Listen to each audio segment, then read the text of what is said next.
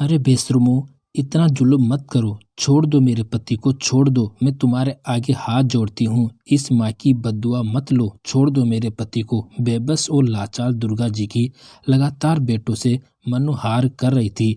विकास जी के दोनों बेटों ने उन्हें बुरी तरह खदेड़ते हुए घर से बाहर कर दिया। उनकी पत्नी दुर्गा जी बेटों और बहुओं के आगे हाथ पांव जोड़ रही थी। चुप कर बुढ़िया, इस बुढ़े ने हमारी बात नहीं मानी। अब इसकी सजा तो तुम दोनों को भुगतनी पड़ेगी। अब रहोगे दोनों अलग अलग, तब पता चलेगी। तुम्हारे पति तो मांगेंगे सड़कों पर भीख और तुम बनोगी हमारे घर की नौकरानी। बड़ी बहू दुर्गा जी की तरफ आंखें निकाल रसोई में धक्का देते हुए बोली। आज उनके बेटों और बहुओं ने अपनी सारी हदें पार कर दी थी। लालच के वशीभूत होकर दोनों ने पिता पर हाथ तक उठा दिया। बुजुर्ग विकास जी अपने ही घर के बाहर बेबस और लाचारों की तरह सड़क पर पड़े थे। पूरे मोहल्ले में मेला सा लगा हुआ था। सभी लोग अपने अपने घरों से निकलकर उन्हें देख रहे थे। दरअसल विकास जी और उनकी पत्नी दुर्गा जी अपने पुश्तैनी घर में अपने दोनों बेटों के साथ रहते हैं। दोनों बेटे शादीशुदा हैं। विकास जी की एक बेटी सुमित्रा भी है, जो अपनी नहीं है लेकिन अपने से बढ़कर है। सुमित्रा विकास जी के छोटे भाई लक्ष्मण जी की बेटी है। सुमित्रा के माता पिता की एक सड़क दुर्घटना में मौत हो गई थी, जिसके बाद सुमित्रा को विकास जी और दुर्गा जी ने पाल पोस कर बड़ा किया और एक लायक लड़का ढूंढकर उसकी खूब अच्छे बड़े घर में शादी की। विकास जी और दुर्गा जी तो अपने घर में सुमित्रा की शादी के बाद से अकेले ही रह रहे थे, क्योंकि दोनों बेटे और बहू तो शहर में रहते थे। लेकिन अभी कुछ महीने से ही दोनों बेटे शहर छोड़कर अपने माता पिता के साथ गांव में रह रहे थे। विकास जी एक जमींदार और इज्जतदार इंसान थे। पूरे गांव में उनकी बहुत इज्जत थी। गांव के छोटे से बड़े सभी लोग उनका बहुत सम्मान करते थे। उन्होंने अपने तीनों बच्चों को हमेशा एक समान प्यार दिया।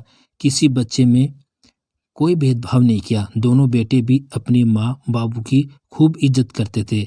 धीरे धीरे समय बीतता गया, लेकिन एक समय ऐसा आया कि विकास जी की बीमारी के चलते बिस्तर पर आ गए। एक रात विकास जी पत्नी के साथ अच्छे खासे सोए थे, लेकिन सुबह उठे तो दुर्गा जी ने देखा कि विकास जी को लकवा मार गया है। पति की ऐसी हालत देखकर दुर्गा जी तो टूटकर बिखर गई। इतने हंसमुख और बोलने वाले विकास जी अचानक से अब चारपाई पर आ गए। पति की ऐसी दशा देखकर दुर्गा जी को खूब रोना आता। जो बेटे और बहुएं विकास जी की खूब इज्जत करते थे, उनका हुक्म सर आंखों पर रखते थे, अब वह बूढ़ा लाचार पिता उन्हें बोझ लगने लगा था। विकास जी के बिस्तर पर आते ही दोनों बहुएं दुर्गा जी पर हुक्म चलाने लगी। दोनों बहू घर में आराम करती और दुर्गा जी पति की सेवा और घर के कामों में लगी रहती। चाहे शरीर में कितनी भी थकावट हो, लेकिन दुर्गा जी अपने पति की सेवा नहीं छोड़ती। दुर्गा जी की सेवा और प्यार से विकास जी की हालत में थोड़ा थोड़ा सुधार आने लगा। जो पहले बिस्तर पर लेटे रहते थे, अब खुद उठकर बैठ जाते हैं और थोड़ी थोड़ी बोलने की भी कोशिश करते हैं। एक दिन दुर्गा जी विकास जी के हाथ पांव की मालिश कर रही थी। तभी छोटी बहू कमरे में आई और बोली, माँ जी, क्यों ये सब ड्रामे दिखाती रहती हो आप? घर के कामों से बचकर यहाँ पति की सेवा में लगी रहती हो। अब ये सब छोड़ो, जल्दी से बाहर मेरी सहेली आई है, जल्दी से नाश्ते में कुछ अच्छा सा बनाओ। बहू, अभी आती हूँ, तुम चलो एक बार तेरे ससुर को दवाई दे दूँ।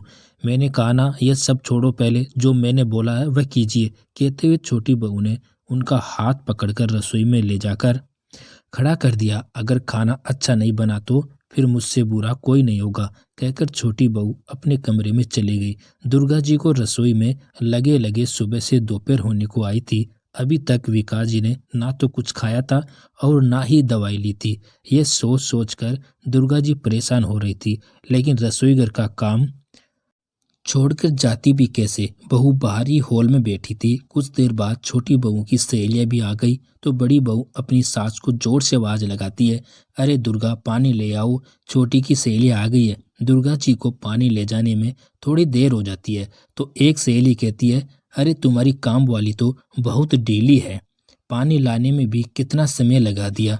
तो छोटी बहू मुस्कुराते हुए बोली, अरे यार, सही कह रही है, अभी है ना, बूढ़ी हो गई है, इसके बस का काम नहीं है, अब इसे निकालना पड़ेगा। तभी दोनों बेटे भी घर आ जाते हैं। अरे किसको निकालने की बात हो रही है? तो बड़ी बहू बोली, अरे यही हमारी काम वाली। दुर्गा जी कहते हुए सभी जोर जोर से हंसने लगे। उन सब की बातें सुन और अपना अपमान होते देख दुर्गा जी की आंखों में आंसू आ गए और वह बाहर एक कोने में जाकर खूब रोई। विकास जी की तबीयत में पहले से काफी सुधार था। एक दिन दुर्गा जी और विकास जी अपनी व्हील चेयर पर पत्नी दुर्गा के साथ आंगन में बैठे हुए थे।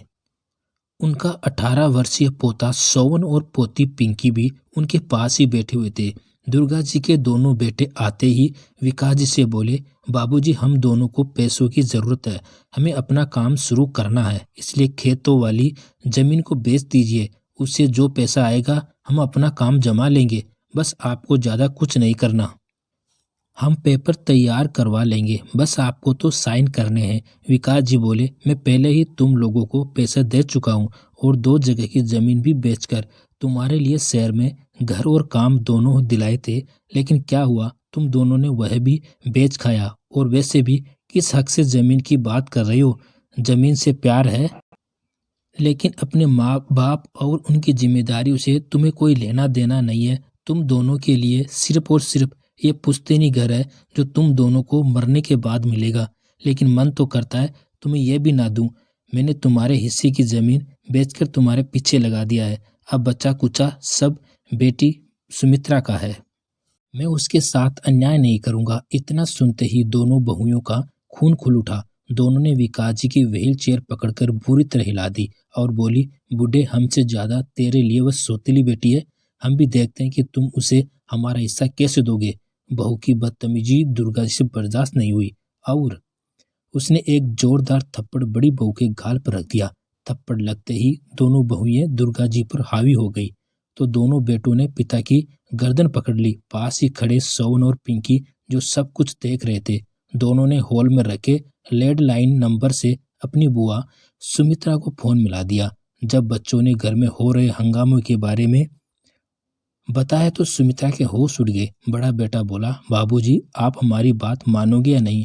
विकास जी ने उनकी बात मानने से साफ साफ इनकार कर दिया तो दोनों बेटे आग बबूला हो गए और अपने पिता की गिरेबान पकड़ बोले, बुढ़े हमसे ज्यादा तुझे वह अनाथ प्यारी है। कहते हुए दोनों बेटों ने पिता को खदेड़ते हुए घर से बाहर कर दिया। अरे बेशर्मो, इतना जुल्म मत करो, छोड़ दो मेरे पति को, छोड़ दो, मैं तुम्हारे आगे हाथ जोड़ती हूँ।